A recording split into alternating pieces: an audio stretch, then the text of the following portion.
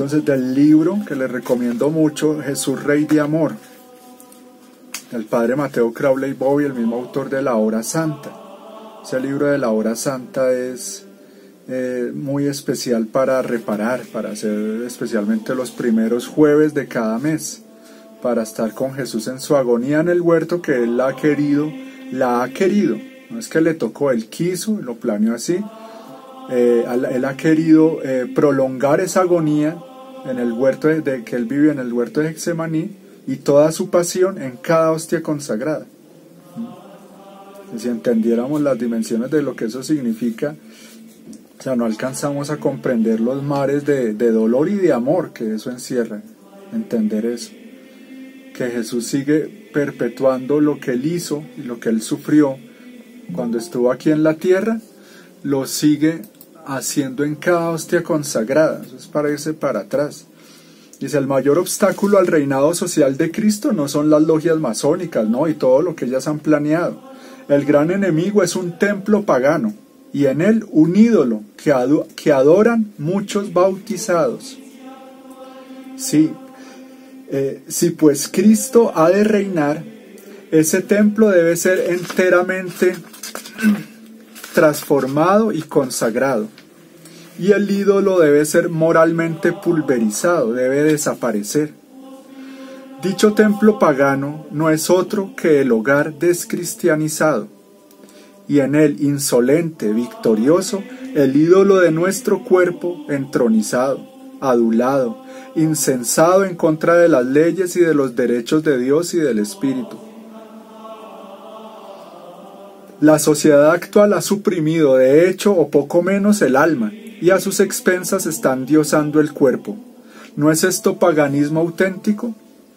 Antes de mucho, escuchen con atención esto, hermano, dice, antes de mucho no habrá sino dos campos, el católico y el pagano. Todos los otros elementos pseudo-cristianos intermedios serán devorados por el uno o por el otro. Quiero decir que los paganos honrados se harán católicos, y los católicos de epidermis morirán paganos. Bueno, y ahí continúa. Ese era el primero que quería leer. Entonces, como vemos, es tremendo lo que él dice ahí, porque meditémoslo. Yo voy a usar mucho esa palabra acá en estas reuniones, les voy a decir mucho eso, medítalo, meditémoslo. ¿Qué es meditar? Para los que no lo saben, porque seguro muchos de ustedes ya lo saben, meditar es aplicar, eso es como rumiar con el entendimiento, querer con la voluntad y guardar en la memoria. O sea, estoy ejercitando las tres potencias del alma, y eso es verdadera oración.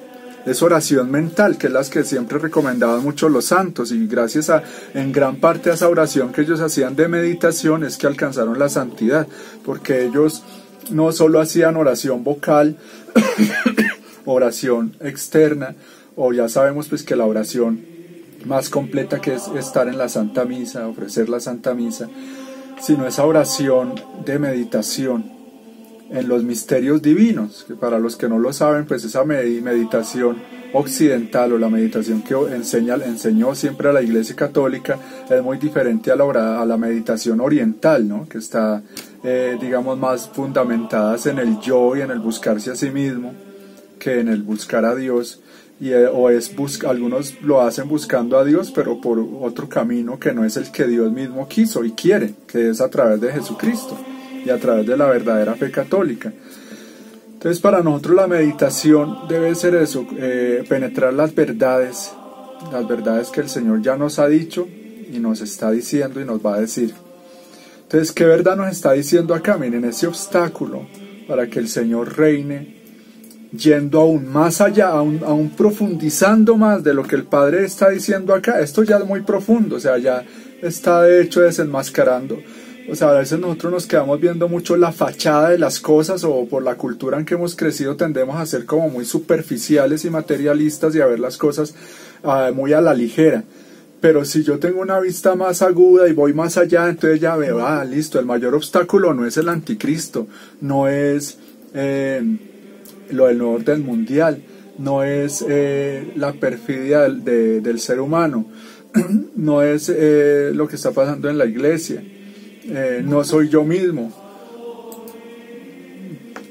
¿Qué dice él acá? Es un ídolo es un templo profanado y en ese templo un ídolo que es adorado. Dice que ese templo es el hogar cristiano y ese ídolo es el cuerpo. Y si yo voy más allá, entonces ¿cuál es el obstáculo? La voluntad humana. Y aquí lo vamos a ir entendiendo por qué. Entonces, más que el mismo demonio y que el mundo, es la voluntad humana. Porque recordemos que el Señor en la cruz ya venció. Por eso Él dice, yo he vencido al mundo. Ya venció al mundo. Ya venció al demonio en la eternidad. Eso se llama ab eterno. Y acá, digamos, en el tiempo, en la dimensión temporal, no lo ha vencido aún. ¿Sí? En la dimensión aquí temporal, digámoslo así, aparentemente. Pero el ab eterno ya está vencido. Él y todos sus demonios, Ave María Purísima. Pero lo que el Señor no ha podido vencer, y que es lo que más le cuesta conquistar, que es lo que más lo hace sufrir, es la voluntad de cada uno de nosotros. Esa voluntad humana al Señor le cuesta más que todo porque es un trabajo con cada alma. Y ese es el tercer fiat.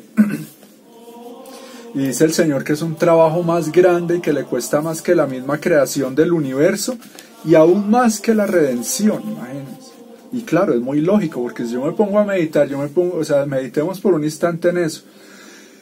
¿Qué significa? O sea, imagínense ustedes lo que implica, hermano, lo que implica el trabajo, el pastoreo de Dios con cada ser humano.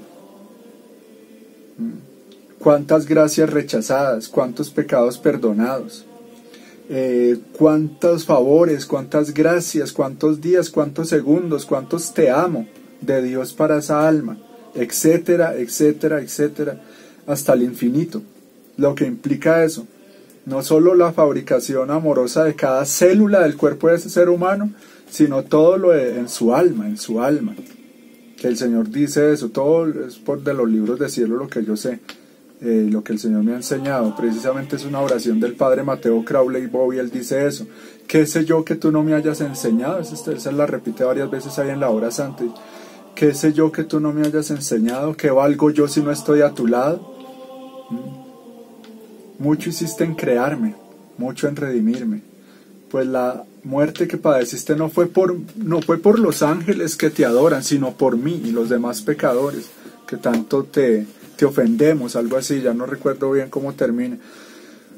Pero eso digo yo, o sea, ¿qué sabemos nosotros que Él no nos haya enseñado de lo que vale la pena? Sí, podemos saber muchas cosas de tierra por nuestro esfuerzo humano, pero si sabemos cosas digamos, a lo importante, a lo divino, a lo trascendente, es porque Él nos lo ha enseñado. Entonces, bueno, medite entonces cada uno de nosotros eso. Porque en la práctica, algo que yo últimamente he dicho por ahí mucho, es que en la práctica muchos de nosotros, aunque nos digamos católicos o remanentes incluso, podemos en muchos de nuestros hábitos, de nuestras ideas, vivir como paganos. Entonces, ¿en qué podemos nosotros discernir eso? En lo que nos está diciendo él acá, o sea, ¿qué tanto vivo yo en función del cuerpo? ¿Qué tanto soy yo capaz de infligirle algún sacrificio al cuerpo en pro del bien de mi alma? Y al contrario, ¿qué tanto tengo yo mi alma marginada, aprisionada, debilitada o raquítica porque vivo es complaciendo el cuerpo? Y complacer el cuerpo no es solo vicios, no es solo cosas muy sensuales o muy, digamos, sí, cosas muy mundanas, sino que al vivir según el cuerpo es también o sea, digamos, todo ese reino de las pasiones, todo el reino de las pasiones, de los afectos desordenados, del amor propio, que como sabemos es el peor enemigo de la perfección. Ese amor propio que es el nombre más, digamos así, teológico, es la filautía. Esa filautía que es el origen del mal en el universo. Esa filautía o ese amor propio que fue lo que hizo que el hermoso y el radiante Lucifer se convirtiera en el Luzbel, se convirtiera en Lucifer, se convirtiera en el demonio, ese amor propio es eso. Es lo que muchas veces no nos deja de verdad entrar en un proceso serio de lo que nos va a decir él aquí más adelante, como de un dejar de ser yo para dejarme transformar en Jesús. ¿Escucharon eso? Dejar de ser yo para dejarme transformar en Jesús. Bueno, entonces, como les decía, eso no es nada fácil. O sea, ahí está el punto, ahí está el reto del verdadero cristiano, y es lo que más nos cuesta, y puede ser algo de toda una vida, puede ser algo, viendo la disposición de cada uno, puede ser un proceso más rápido, digámoslo, más eficaz. Bueno, otros puede demorarse muchísimo y tal vez nunca llegar a su término, como tristemente pasa en la mayoría de la gente. Porque el Señor a todos de una u otra forma nos ha llamado, ¿no?, a conocerlo, a cambiar, a la salvación. Y también eso, pues, verlo reflejado en nuestros hogares, ¿no? Porque aquí Él nos está hablando de eso, o sea, es el hogar descristianizado y esa alma también paganizada por ese ídolo en que se ha convertido precisamente el cuerpo para nosotros. Y vuelvo y repito, no es solo hablándolo del cuerpo como tal, sino nuestra propia voluntad, nuestras pasiones, el apego a nosotros mismos, son muchas cosas lo que implica ese tercer enemigo del alma, que es nuestra carne. ¿Sí? En esa carne encierra todo eso, encierra los afectos desordenados, la vanidad, el orgullo, la soberbia y todos los vicios que van detrás de ella. Son muchas cosas.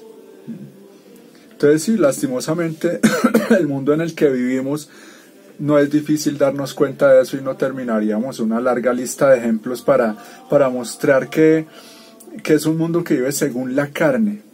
Y eso, precisamente meditando yo en eso, entiendo lo de la bestia. Acuérdense que en el Apocalipsis habla de los adoradores de la bestia y de los que vencieron la bestia. Esa bestia viene a hacer eso, viene a hacer esa carne, viene a hacer ese vivir según la carne, según el cuerpo, según los criterios de la voluntad humana, y que todo ese vivir de esa manera viene a reproducirse, viene a reflejarse aquí en el mundo exterior, en todo un sistema de cosas, en todo un movimiento, en todo una, digámoslo así, toda una estructura de mentira, ¿sí? Toda una mentalidad y toda una sociedad que vive fundamentada en la mentira, porque eso viene a ser una mentira, porque cuando yo vivo según la carne y no según el espíritu, y cuando no vivo más de adentro que de afuera, estoy viviendo de una ilusión. Y si ustedes se ponen a dar cuenta, a meditar, hermanos, en la realidad que vivimos, hoy más que nunca el hombre está cambiando la realidad por la ficción, por una ilusión, por lo digital, por lo pasajero, por lo sensitivo. Y estamos cambiando lo del cielo por lo de la tierra, muchas veces en la práctica, en la vida real. ¿Qué dice el Señor? Dice, el hombre por la tierra ha olvidado el cielo. Por eso, dice el Señor, que Él tiene que moverles la tierra para que se acuerden que hay cielo. Y dice, y por el cuerpo ha olvidado el alma. Entonces tengo que herirlos en su cuerpo para que se acuerden que tienen alma. Entonces estamos cambiando muchas veces, y me incluyo yo mismo. ¿Cuándo lo hacemos? Cada vez que pecamos, cada vez que vivimos o actuamos según el mundo, según el siglo, como decían los santos. No sé, ustedes seguramente los que están aquí son muy santicos, muy juiciosos, pero hablando del común de los pecadores, eso es lo que nos pasa, ¿no? Lo que nos pasa muchas veces es que el Señor lleva mucho tiempo detrás de nosotros queriendo conquistarnos y transformarnos en Él. Y nosotros, si lo hemos buscado muchas veces, ha sido por las migajas que caen de la mesa. ¿Ustedes sí saben qué significa eso? ¿Qué significa las migajas que caen de la mesa? Cuando esta mujer, lo de los perritos, acuérdense en el Evangelio, ella lo estaba buscando para que, si no mal recuerdo, para que le sanara una hija que estaba enferma o endemoniada, no sé.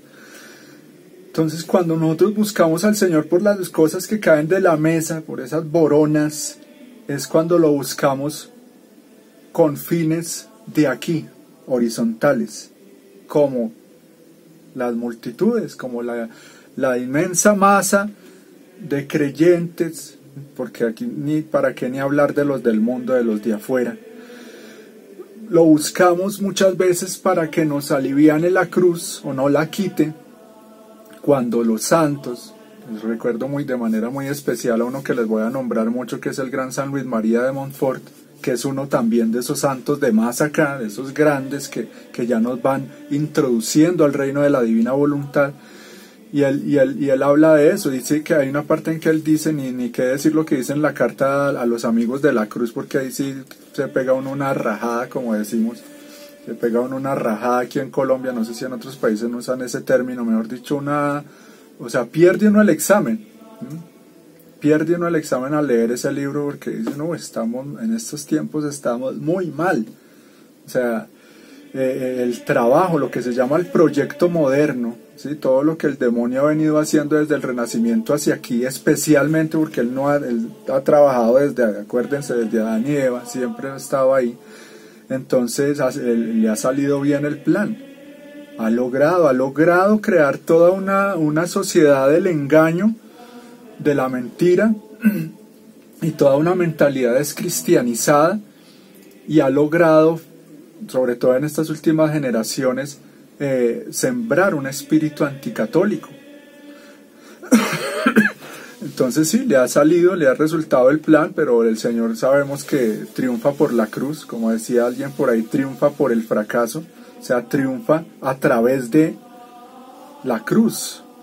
Aquí externamente pareciera que estuviera perdiendo, y resulta que no, todo está trabajando para que se cumpla su plan, como los fariseos, como el mismo Judas, y todos terminaron haciendo que se cumpliera ese misterio de la cruz, de la pasión, ¿no? Por eso es un misterio muy grande. El caso, hermanos, es que sí, en la práctica muchas veces nosotros caemos en eso. Y aquí, para que nos sigamos cuestionando y entendiendo por qué es importante, muy importante este estudio, para ver si por fin el Señor como que me saca de ahí, como de ese estado de tibieza, ¿sí? O de ese estado de indecisión, o de ese estado de distracción, porque ojo a lo que voy a decir, ojo no oído. El demonio muchas veces, con personas ya que llevan un proceso de conversión y de oración de muchos años, tal vez no los logre hacer caer ya en pecados mortales muy graves, o en cosas muy escandalosas, o en vicios muy externos, que todo el mundo sabe que eso está mal. Pero con tal de que el alma esté distraída, ya con eso él está contento. ¿Distraída de qué? De estar amando a Jesús, de estar en intimidad con Él, de estar sumergida en Él, de estarlo reparando, o sea, como consolando, como viviendo en un tú, ¿sí? Viviendo en un tú Jesús, ¿qué quieres de mí? Tú estás sufriendo, ¿tú qué quieres? ¿Sí? Tú, ¿cuál es tu plan? Tú, Señor, yo estoy aquí para hacer lo que tú quieres. Pero ¿qué ha logrado él y ahorita sí, ni qué decir con toda esta falsa doctrina ya dentro de la misma iglesia? ¿Cómo ha logrado no solo, como decía yo por ahí, no solo voltear un poquito la doctrina, ¿sí? Como cambiarla un poquito, sino que le dio la vuelta? O sea, si la doctrina iba hacia allá, o sea, que la vida del hombre es para gloria de Dios, que la vida del hombre no es de aquí, sino para Él, no, ahora le dio la vuelta totalmente. Y todo está focalizado en el yo. Entonces, si lo busco a Él, lo que estaba diciendo es por las migajas, o sea, sáname, ¿sí? Prospérame, libérame, ayúdame, Señor, o sea, tú no me importas, pero me importa lo que tú me das. Entonces, lo que yo tantas veces repito, ese estilo protestante que cogemos a Jesús y como que lo exprimimos, no me importa si Él está sufriendo o no, pero cojo el crucifijo y lo exprimo, y es para mí. Entonces, ¿hasta dónde yo he vivido así mi fe? En una voluntad humana, no en la divina. Entonces vamos dándonos cuenta de eso, o sea, si es importante esto o no, yo llegar a dar ese paso, ese salto de vivir en la voluntad divina y ya no en la humana. Porque ¿qué pasa con nosotros muchas veces? Vamos, o sea, es una relación con Dios intermitente, como las lucecitas de Navidad. Entonces cuando voy a la iglesia y oro y me confieso, o en el grupo de oración o lo que sea, o cuando estoy rezando el rosario, es como si la florecita se abriera y le dijera: Señor, te amo, creo en ti, te adoro.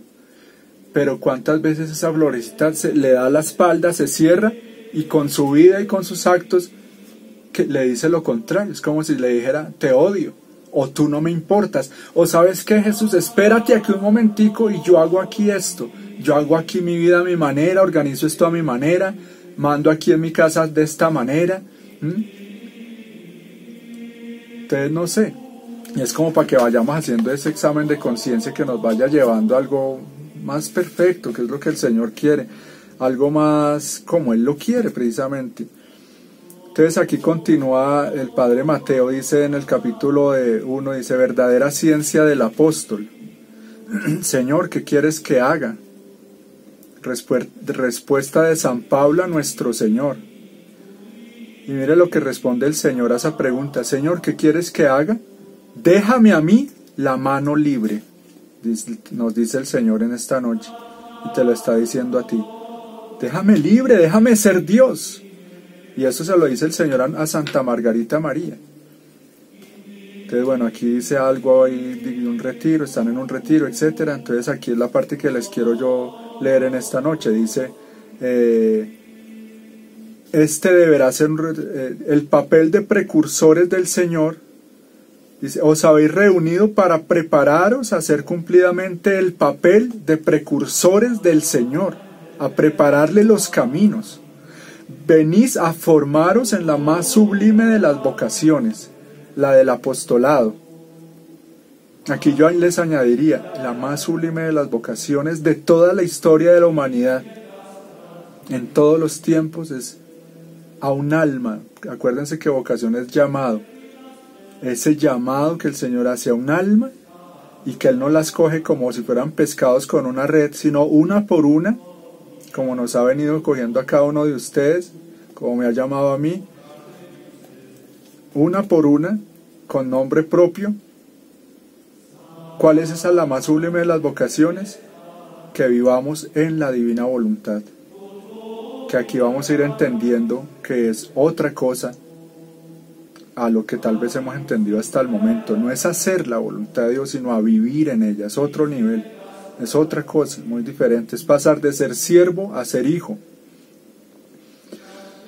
Entonces dice: como el Bautista habéis de allanar las vías al Rey de amor.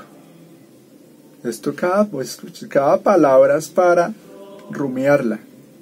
O sea, el Señor quiere y necesita precursores que le preparemos los caminos, ¿cierto? Que eso siempre nos lo ha enseñado la Iglesia. Incluso en la confirmación nos dicen eso. Venís a formaros en la más sublime de las vocaciones. Como el Bautista habéis de allanar las vías al Rey de amor. Y para esto será indispensable aprender ante todo la ciencia de menguar y desaparecer vosotros para que Él crezca. ¿Y cómo realizar semejante programa? Transformándoos en Jesús, llenándoos de Jesús, viviendo solamente de Jesús, y de esta suerte os convertiréis durante el retiro en manantiales de aguas vivas, con las cuales habéis de fecundar después el campo de las almas, llevándolas hasta la vida eterna. Primera condición a este efecto: despojarnos ante todo de nosotros mismos, hacer en lo posible hacer en lo posible el vacío completo, perfecto. No temáis, esta será sobre todo la labor de la gracia, de acuerdo, claro, con vuestra buena voluntad. Y qué labor tan indispensable la de vaciarnos de mil mezquinos intereses, de preocupaciones demasiado personales, despojarnos de un criterio demasiado humano, de una manera de juzgar y apreciar las cosas demasiado natural. Así, por ejemplo, hasta en el deseo de santificarnos, solemos tener un sistema muy nuestro, demasiado comodón. Queremos ser santos, pero a nuestra manera, y por nuestro caminito de hormiga. Dejémoslo de lado para tomar resueltamente el camino real, la vía divina, que es Jesucristo, como Él también es la verdad sustancial. Él es la verdad sustancial y la vida. Querríamos a veces llegar a la cima con esfuerzos de capricho y de antojos, que imaginamos espirituales, y por supuesto no llegamos. Ojo, miren, es que es todo muy importante. Queremos llegar a la cima con esfuerzos de capricho y de antojos, o sea, como a mí me gusta. Hago las oraciones que a mí me gustan, las devociones que a mí me gustan. Eso no lo digo, yo no los conozco a ustedes, no sé, estoy es como predicándome a mí mismo porque sé que soy el más pecador de los que están aquí. Pero lo digo en general y para que cada uno tome lo que le sirva, ¿sí? Y para que cada uno analice hasta dónde sí, hasta dónde no. Pero claro, aquí ustedes saben, la base es la humildad. ¿La base de qué? Del edificio que Él quiere construir en cada uno de nosotros. Y dice el Señor en el Tratado de las Virtudes y los Vicios de Concepción Cabrera de Armida, que es uno de los libros que llevo muchos años recomendando y no me cansaré de hacerlo porque es ese libro, hermanos, ahí el Señor desenmascara el reino de las tinieblas y dice y enseña cosas que solo un Dios, el Dios verdadero, podría decir y enseñar, y de esa manera. Porque solo Dios conoce, como el mismo Jesús usa esos términos en ese libro, los pliegues y repliegues del alma humana. Solo Él conoce los entresijos de ese castillo en donde cómo se conecta un vicio con otro, una virtud con otra, forman familias entre ellos, ¿sí? Cómo de tal virtud se desprende cuál otra familia de virtudes, etcétera, etcétera. Entonces son cosas que solo el Señor podría armar esa clase de mapas, ¿sí? Porque vuelvo y le repito, el Señor dice, si no lo había dicho, el Señor dice que Él creó el alma del ser humano con un vacío más grande que el del universo. En los libros de cielo, dice eso. Para alguien que preguntaba por ahí, hoy, como a manera introductoria, estamos leyendo en un libro que se llama Jesús Rey de Amor, del padre Mateo Crowley Bobby, el apóstol del Sagrado Corazón. Solo estamos leyendo dos partes que les recomiendo mucho. Este libro no sé si se consiga en físico en las otras ciudades. Acá en Bogotá se consigue en la librería de San Pío X, del Priorato de San Pío X, y es de una editorial que se llama San José. Es muy bueno para como incendiarnos en ese amor a Jesús y dejar de vivir tanto en función del yo. Entonces, volviendo a lo que estaba diciendo, estos conocimientos de la divina voluntad me van a ayudar a mí de manera eficaz. O sea, estas verdades, como parten del mismo corazón de Jesús, se convierten para el alma en un imán, ¿sí? En un imán, o sea, que nos atrae tanto que incluso cuando abrimos esos libros y los leemos con fe y con amor, sentimos el latido de Jesús, sentimos su aliento. Entonces es como un momento de intimidad con Él muy hermoso, en donde yo me voy aprendiendo a dejarme enseñar por Él. Entonces miren tan importante lo que Él nos está diciendo aquí, el Señor Jesús a través del Padre Mateo, dice algo supremamente importante: si yo quiero aprender a vivir en la divina voluntad de verdad, en un grado real, no en teoría, no de una manera como utópica, como ay sí, qué bonito, porque a veces pasa eso, muy bonito los libros y todo, pero en la vida real yo sigo viviendo en la voluntad humana. ¿Y cómo sé que estoy viviendo en la voluntad humana? porque soy yo el que manda aquí.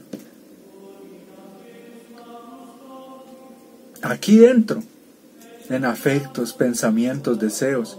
¿Qué es vivir en la divina voluntad? Muchas cosas. Imagínense, el Señor tuvo que dictar 40 libros para podernos enseñar qué es vivir en la divina voluntad. Yo no se los puedo resumir aquí en unas par de frases o en un par de minutos. Pero lo que sí les puedo decir, hermanos, para empezar, es que vivir en la divina voluntad es permitir que sea Jesús el que viva en mí, que sea el que se repita en mí sus actos. Es Jesús pensando en mis pensamientos, mirando por mis ojos, circulando por mi sangre, palpitando en mi corazón, hablando por mi boca. Entonces imagínense ustedes por un instante o por unos minutos lo que eso implica. ¿Se imaginan esa hermosura? Cierren los ojos por un momento y usando la imaginación meditemos en cómo sería mi vida así. Imaginémonos que estoy yo ahí sentado y que mis respiros, mis latidos, mis pensamientos, mis movimientos, así sean muy pequeños, así sea el movimiento de un dedo o el parpadear de mis ojos, de todos mis actos, tanto interiores como exteriores, ¿sí? Yo hablo mucho de los actos, o el Señor habla mucho en los libros de cielo de los actos. Esos actos es todas las acciones humanas. O sea, acto es el respiro, el latido, acto es el pensamiento, y todo lo que sucede en nuestro interior como intenciones, deseos, afectos, imaginaciones, etcétera, etcétera. Todo eso es real, aunque no lo veamos, completamente real. Imaginémonos que todos esos actos se transforman en bolitas de luz que de acuerdo a mi intención suben o bajan.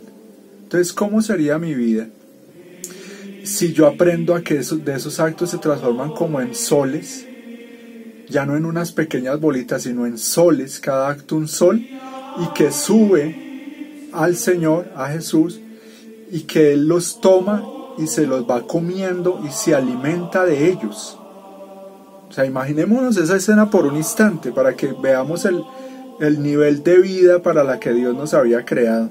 Ahora imaginémonos que alrededor mío hay varios ángeles y que esos ángeles, hermosísimos, purísimos, grandísimos, importantísimos, inteligentísimos, interesantísimos, profundísimos, están alrededor de esa pequeña alma recogiendo esos actos y tratando de que no se les caiga ninguno. Todos los toman para llevárselos a Él, o primero a la Santísima Virgen, dependiendo la perfección de la intención de esa alma. Dependiendo los grados de conocimientos de la divina voluntad, esos actos pueden ser mayormente perfectos y grandes y van directo al Señor en una confianza ilimitada, porque el alma va aprendiendo, como va conociendo cada vez más al Señor, sabe que a Él no se le pierde absolutamente nada. En teoría tal vez ya lo sabemos, pero ¿qué tanto lo vivimos así? O sea, ¿qué tanto yo vivo con esa conciencia de que Dios, de que mi Dios, de que tu Dios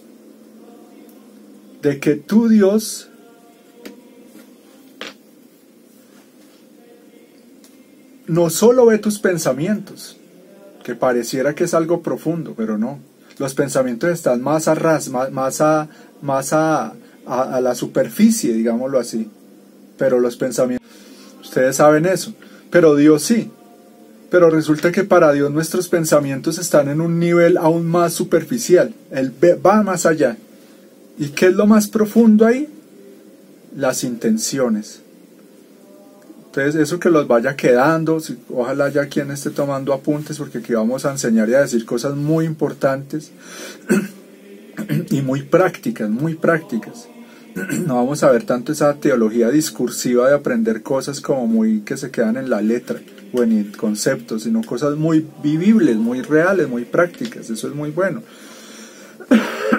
Entonces Dios ve la intención del alma y por eso los actos valen en tanto en cuanto esa intención esté unida a sus intenciones divinas.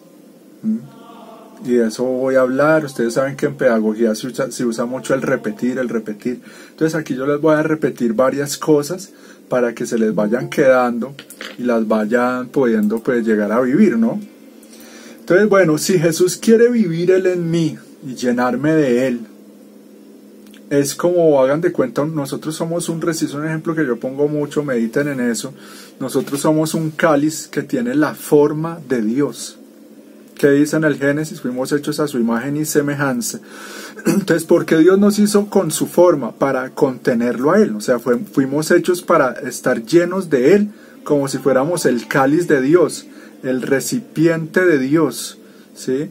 Entonces, si yo no tengo forma de otra cosa, yo no tengo forma de banco, como para decir que fui hecho para llenarme de dinero, no tengo forma de una bodega como para decir que voy a ser feliz llenándome de cosas, no tengo forma de ninguna otra cosa, tengo la forma de Dios, porque fui hecho para contener a Dios, para ser el templo de Dios, para llenarme de Dios.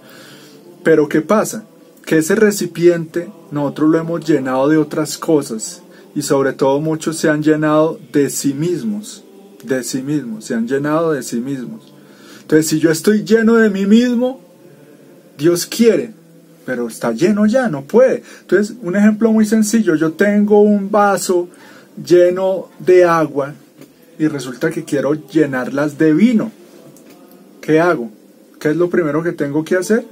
Pues botar esa agua, desocupar esa botella, vaciar esa botella. Entonces, es lo que nos acaba de decir aquí el Padre.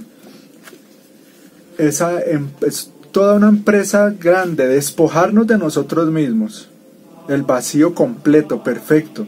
Pero Él dice, no temáis, eso yo no lo puedo hacer, es con la gracia, es Él el que lo puede hacer en mí, pero yo tengo que querer eso.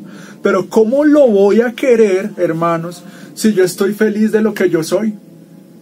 Entonces, por eso es que el Señor, seguramente, no sé, yo creo, intuyo, ya sé, por cierta experiencia con este apostolado de que las almas que están en esto, el Señor, como las ama tanto, no las deja sin el gran don de la cruz, que de eso hablaremos en varias charlas, solo hablando de qué es la cruz. ¿Por qué la cruz? ¿Por qué necesitamos la cruz? ¿Y cómo llegar a amar la cruz? ¿Y por qué es importante llegar no solo a amarla, sino a desear la cruz? El Señor dice eso, o sea, hay muchas cosas que actúan de acuerdo a las disposiciones del alma, incluso los mismos sacramentos actúan de acuerdo a la disposición. En cambio, la cruz es eficaz, o sea, así la gente esté dispuesta o no, la cruz cumple su tarea. ¿Cómo se dice eso? Sí, como eficaz, o sea, mejor dicho, es irresistible, no se puede. Entonces yo aquí, como para hacerles una abrebocas y como una introducción, estoy hablando como de muchas cosas muy importantes, pero aquí el punto es ese. Yo no puedo estar satisfecho de lo que yo soy. Lo que iba es eso. Seguramente entre nosotros el Señor nos ha permitido muchas grandezas humanas, a lo humano. ¿Qué quiero decir cuando hablo de grandezas humanas? Que muchos las tienen, bendito sea Dios. Entonces, no, es que yo estudié en tal país, yo tengo tantas carreras, o tengo tanta plata, tengo tantas propiedades, sé tantos idiomas, o tengo tal nombre, tal apellido, o soy fulanito. Entonces, ustedes saben, el mundo está lleno de eso, y mucha gente persigue esas cosas y se desvive por esas cosas.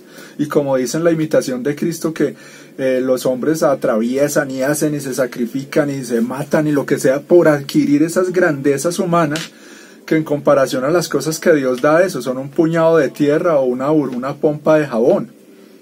Pero por esas cosas, mire, el mundo por eso es que se mueve. Entonces, esas grandezas humanas, si ustedes las tienen, si tú las tienes, pueden dejarte pequeñito. ¿Cómo así? Entre más tenga yo esas grandezas humanas, más como que me apoyo en ellas, descanso en ellas, y mi soberbia se apoltrona en ellas y entonces creo que ya estoy bien, estoy lleno de mí mismo, no necesito nada más.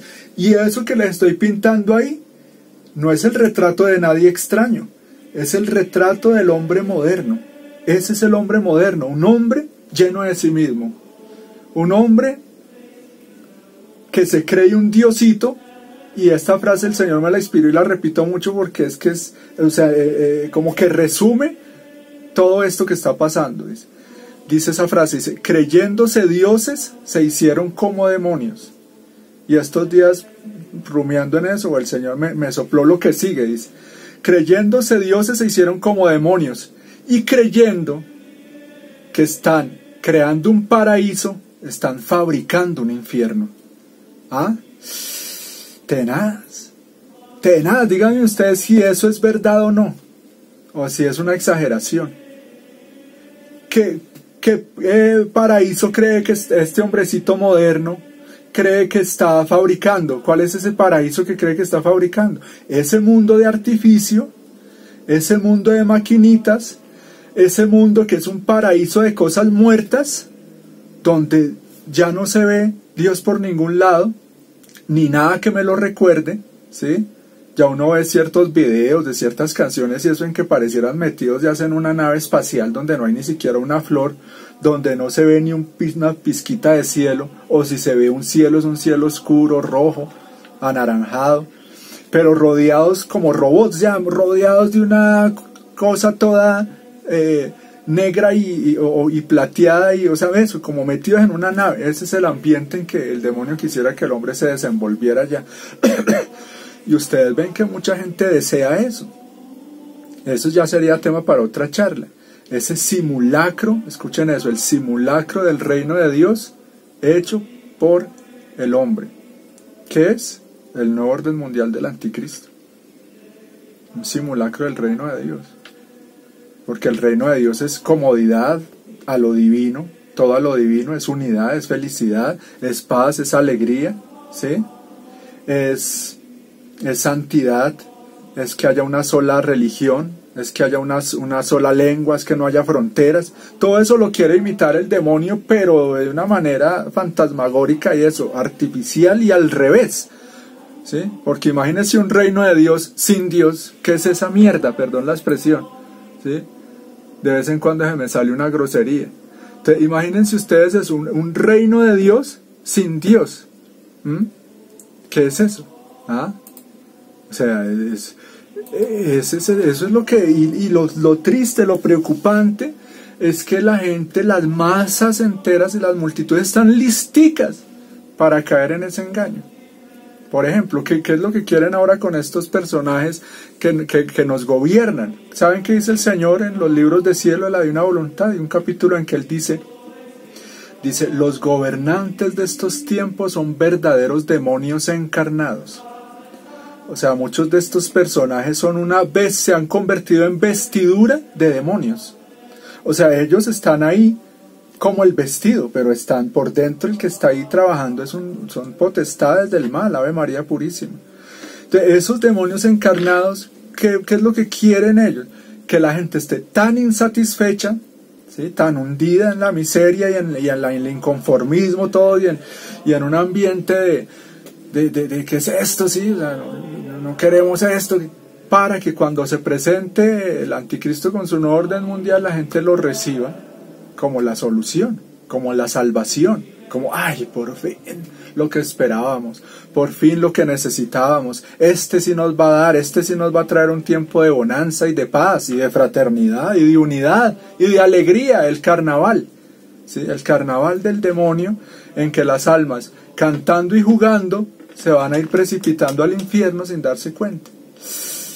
Impresionante eso. Entonces, no, hermano, nosotros, ¿por qué estamos acá?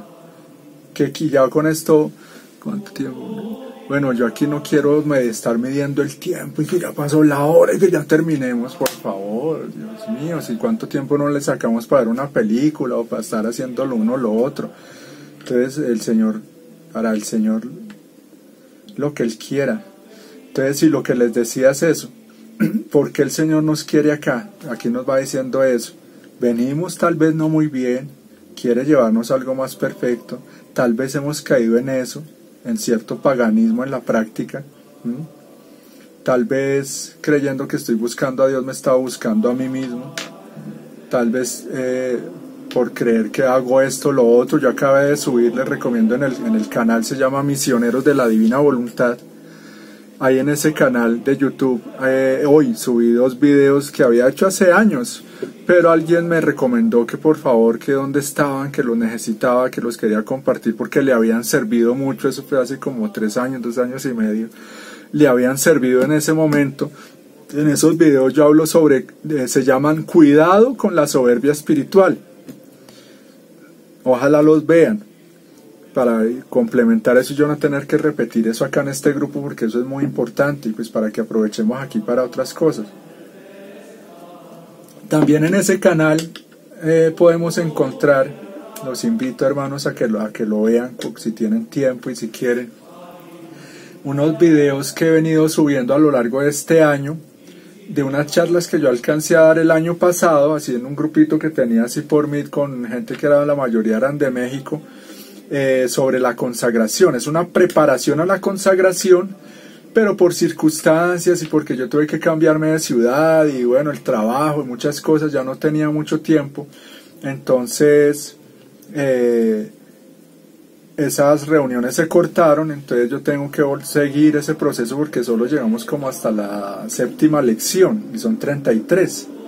Y pues a mí me gusta terminar lo que comienzo. Entonces ese proceso es muy interesante para esta misión, para los que quieran llegar a ser misioneros de la Divina Voluntad. ¿Por qué? Porque seguramente muchos de ustedes ya han hecho la consagración, ojalá que todos, la consagración a Jesús por María de las 33 lecciones, que recuerden que está el método de San Luis María de Montfort, el de Agustín del Divino Corazón, el de Medjugorje, bueno, con el que sea. Pero ahí esa preparación que yo estoy dando ahí es muy completa, no es con afán, ni importa cuánto se vaya a demorar. Lo importante es profundizar. ¿Por qué? Porque la consagración es como entrar a vivir en María, para vivir en la Divina Voluntad, como de hecho lo decía ya en el mensaje que leyeron en el Padre Gobi el jueves, que por eso fue que yo hice esa invitación a este grupo, porque ahí, en ese mensaje ella misma me lo confirmaba. Que sí, que le hiciera, porque yo tenía ahí como, sí, las dudas que el diablo le mete a uno, en fin, que hace propósito de ya se los advierto, te va a pasar así tú quieras, te van a presentar cosas, para que no estés acá, para que, como suele pasar en todos los grupos, entran 50 y al final terminan 3, aquí está ahí, ¿cuántos? 19, y después quién sabe cuántos perseveren. Entonces yo les advierto eso, no lo digo yo, no es un invento mío, están los libros, dice el Señor. Dice, los demonios usan todo su poder y toda su astucia para que estos conocimientos no lleguen a las almas, para que estas verdades del reino de mi voluntad no sean conocidas. ¿Por qué? Lo dice el Señor, dice, porque cuando se conozcan su reino de tinieblas, habrá terminado. ¿Por qué? Porque el hombre, al sustraerse de mi voluntad, le dio libertad a su voluntad. Y ahí, ¿sí? Palabras más, palabras menos, ahí es cuando el demonio y los demonios toman la autoridad que tienen, el poder que tienen. Es cuando el hombre, al sustraerse, o sea, al apartarse del paraíso de la divina voluntad, empezó a vivir de acuerdo a su voluntad humana. Escuchen eso, cuando yo le doy libertad a mi voluntad. ¿Qué estoy haciendo ahí? Es como si yo me quitara la corona de rey con la que Dios creó al ser humano y se la pongo a los pies al demonio.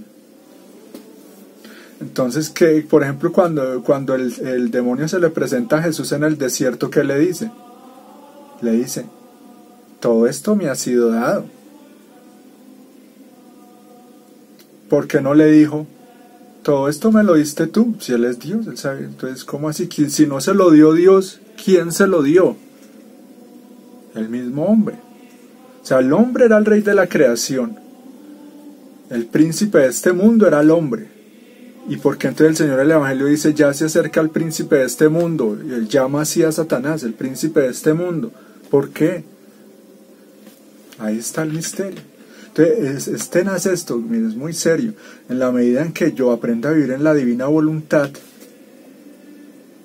el hombre vuelve, el Señor lo va recuperando. Esto lo va a repetir mucho, porque esta frase escríbanla, es clave. Recuperar la semejanza perdida. Ese es el fin. Esas son palabras mayores, hermanos. ¿Qué significará eso? Imagínense, recuperar la semejanza con Dios. Es que ustedes, hermanos, no se han preguntado eso. Es que el Señor dice cosas en el Evangelio imposibles, o para ilusionarnos, o para engañarnos, o para qué, si no es para cumplirse, si no son reales, si no son ejecutables, si no son vivibles. O sea, porque el Señor dice que sean uno, como tú y yo somos uno. Le dice Dios Hijo a Dios Padre. Le está pidiendo por su pueblo, no por el mundo, sino que esa es la oración por el pueblo sacerdotal. Dice que sean uno como tú y yo somos uno. O sea que hay almas que pueden ser divinizadas por Él. Y resulta que San Luis María de Montfort, en el Tratado de la Verdadera Devoción, dice, hablándole al Espíritu Santo, que solo tú, le dice al Espíritu Santo, puedes o eres capaz de producir personas divinas fuera de la divinidad. ¿Ah? ¿Entienden eso? Imaginen, vuelvo a repetir eso. Tú eres capaz de producir personas divinas fuera de la divinidad. O sea, son las tres personas divinas, el Padre, el Hijo y el Espíritu Santo. Y está hablando de que ellos quieren formar personas divinas distintas a ellos tres. Los hijos de Dios, hermano. Los verdaderos hijos de Dios. ¿Qué dice la palabra de Dios? La creación entera gime como mujer con dolores de parto, esperando que la manifestación gloriosa de los hijos de Dios. Entonces, así para resumir, Antiguo Testamento empieza con la formación del pueblo de Dios. Nuevo Testamento, que es el segundo fiat, la redención. Ya ese pueblo de Dios, el Señor lo transforma en su iglesia, la iglesia. Y en el tercer fiat, ¿qué es? Los hijos de Dios. Ese es el fin. Los hijos de Dios, la formación de los verdaderos hijos de Dios. ¿Y qué es ser un verdadero hijo de Dios? Es llegar a vivir de la misma voluntad de mi Padre. Si yo no vivo de la misma voluntad del Padre, es que en todo hay grados, ¿sí? Como hay grados de temperatura, hay grados de conocimiento, grados de unión con Dios, grados de perfección, en fin, grados de santidad. Pero sí, hermanos, esto es muy, muy importante. ¿Cuál es el objetivo, digamos, de este grupo? Es, como dice el canal Misioneros de la Divina Voluntad, esa es la misión. Ya por ahí hay varios. Esto no es no es un equipo, o sea, no veamos las cosas a lo humano. No es para ponernos una camiseta, ni para tener una casa, ni una asociación, ni una personería jurídica, nada de eso. Es una cosa espiritual, es una cosa oculta, es una cosa de amor, pero es una cosa hermosa, es una misión gloriosa, es una obra de Dios. El movimiento sacerdotal mariano empezó así, es algo así, es un movimiento espiritual, y hay muchos sacerdotes que son del movimiento sacerdotal mariano y nadie lo sabe. Entonces, un ejemplo para que entiendan. Entonces, un misionero de la Divina Voluntad pueden ser muchos que no me conocen a mí, ni yo los conozco a ellos.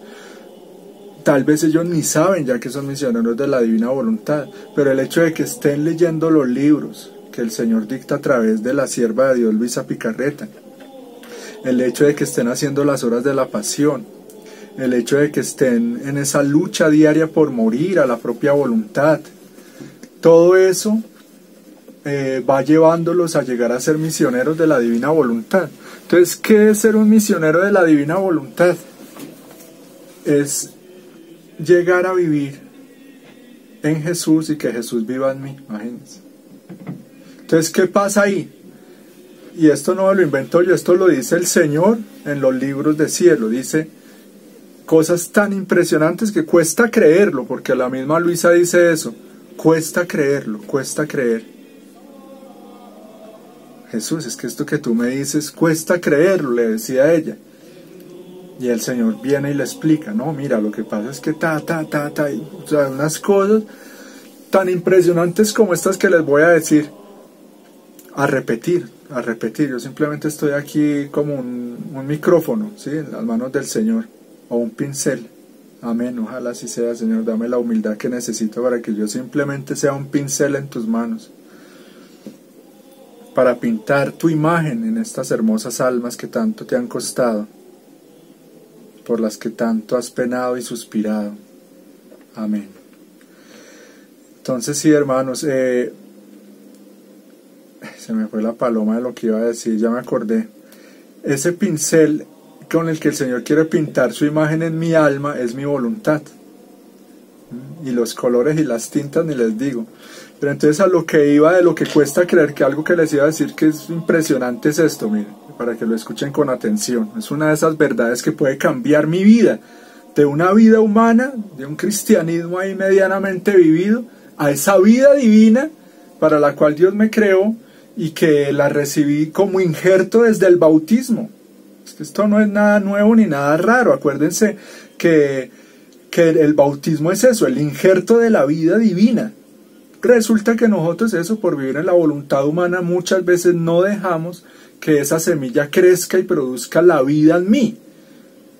Incluso el Señor en uno de los libros pone ese ejemplo. O sea, es un árbol que está enfermo, hagan de cuenta un enfermo, un árbol ya que produce unos frutos feos, arrugados y marchitos, y con las ramas así flacuchentas y feas, y le ponen un injerto de un árbol, una belleza de un roble, mejor dicho, una cosa impresionante, y resulta que es que ese injerto empieza a tomar posesión de ese árbol enfermo hasta que la vida del árbol enfermo va desapareciendo y se deja invadir de esa vida nueva, de esa vida, de ese injerto que recibió, y ya los frutos que empieza a producirlos son los frutos del injerto, unos frutos grandes, hermosos, poderosos, ¿sí? Suculentos.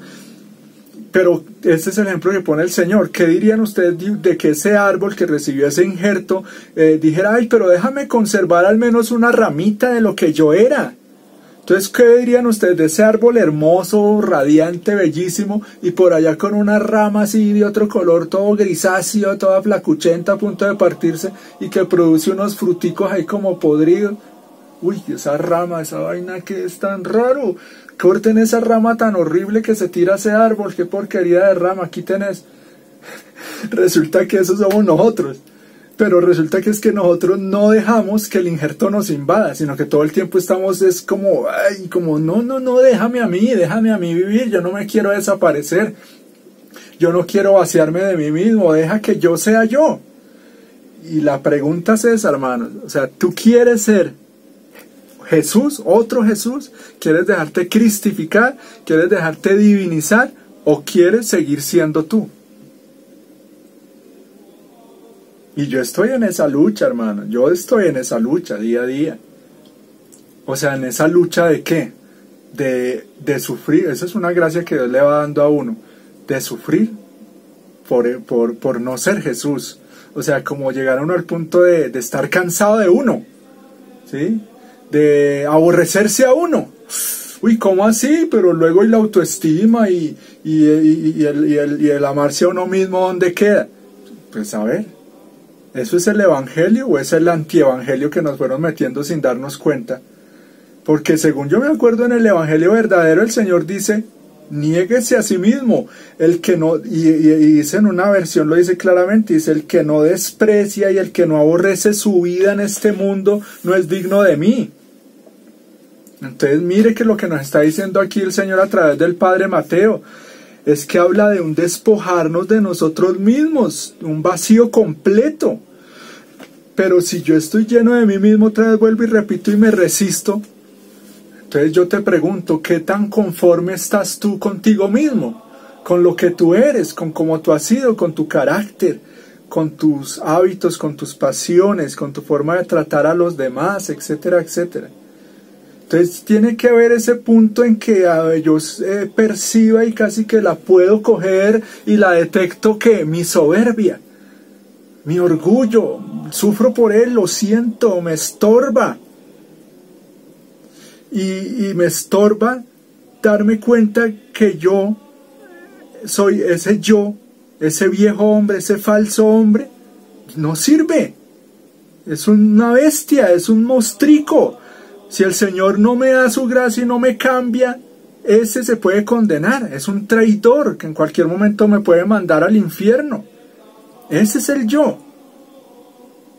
Y además, entre más yo conozca a Jesús, imagínense, el problema es que como la gente, como el hombre no conoce al Señor, ahí está, se queda en su yo, en su pequeña vida, conformándose, contentándose con muy poquitico, porque lo que el demonio y el mundo le están ofreciendo al hombre y lo que él por sí mismo se ofrece a sí mismo y lo que por sí mismo consigue para sí mismo, es una nada, es una baratija en comparación al Señor. Entonces, volviendo a ese ejemplo de lo de las boronas, hemos buscado al Señor por las boronas que caen de la mesa. ¿Qué sería lo otro? Nada de boronas que caen de la mesa.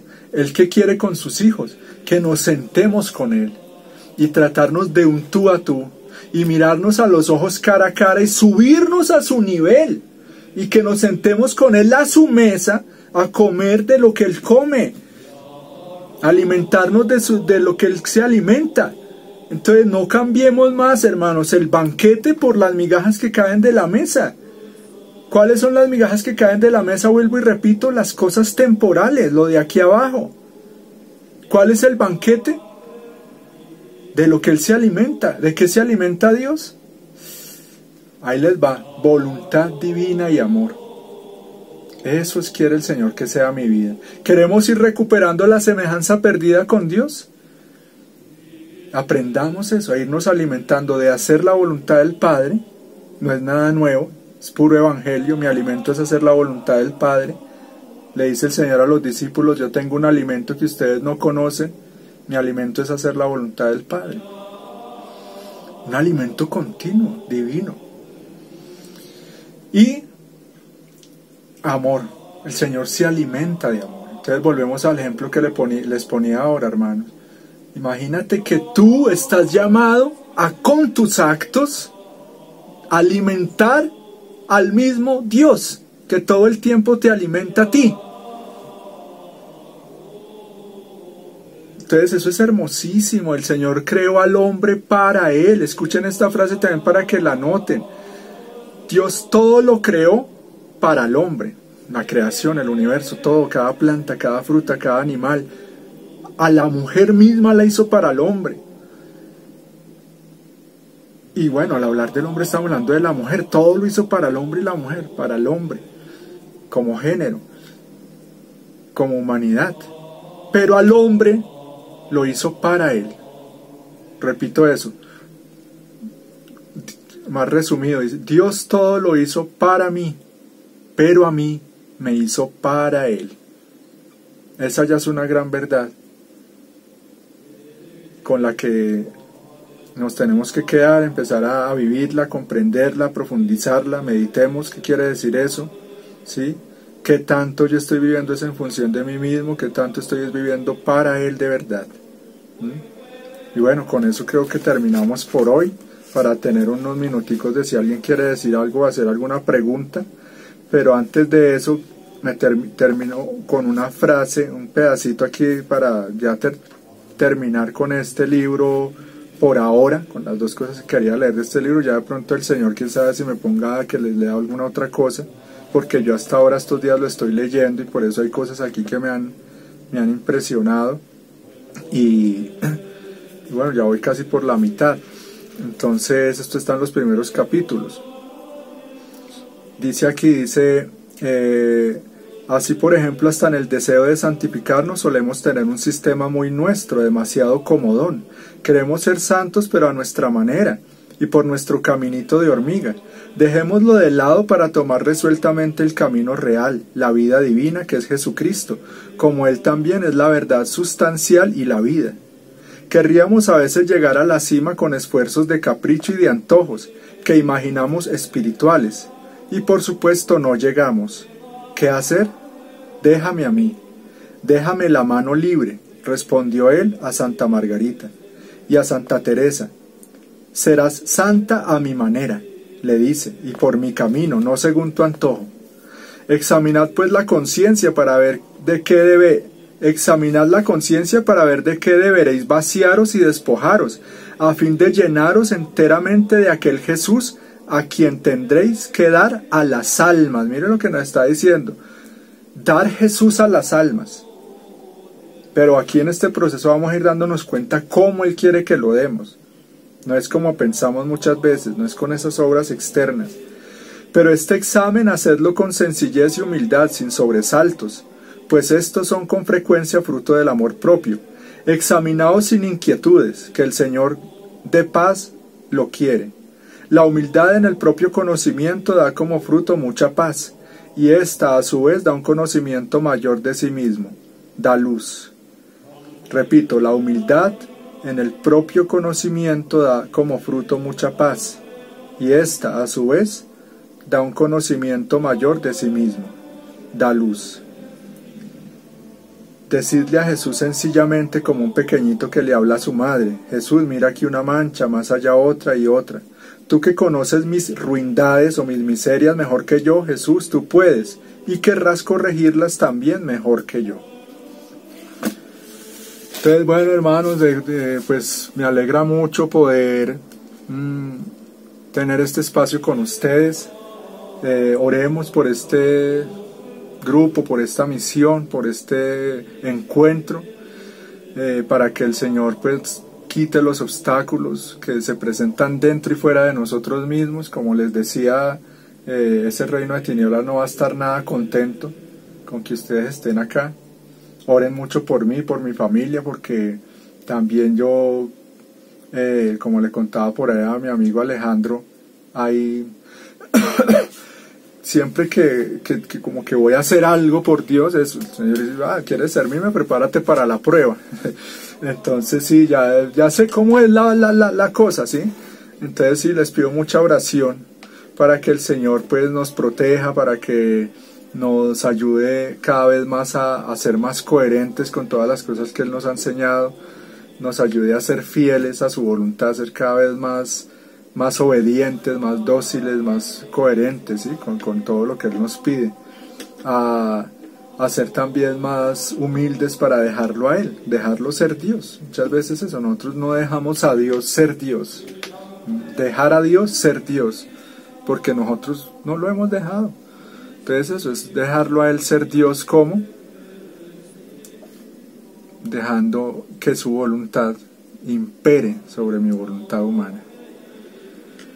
Bueno, antes de darle la palabra quiero hacer una corta oración en el nombre del Padre, del Hijo y del Espíritu Santo. Amén. Señor, te damos gracias por el tiempo que nos has dado, por la salud que nos das, por cada latido, por cada respiro. Te pido, Señor, la gracia para estos hermanos que hoy nos han escuchado, para que te sigan correspondiendo cada vez mejor en sus vidas, para que puedan ser dóciles a tu voz, a tu obra, a ese paso tuyo por sus vidas. Haz tu obra, Señor, solo tú puedes. Enséñanos a dejarte ser libre en nosotros. Madre Inmaculada, te pedimos tu bendición y tu gracia y tu paz para nosotros y para todos tus hijos. Te ofrecemos el fruto de esta meditación que hemos hecho, estas palabras, una vez más por todas tus intenciones y muy especialmente por la liberación de las almas del purgatorio. Amén. Gloria al Padre, al Hijo y al Espíritu Santo, como era en el principio, sea ahora y siempre, por los siglos de los siglos. Amén. En la voluntad de Dios siempre.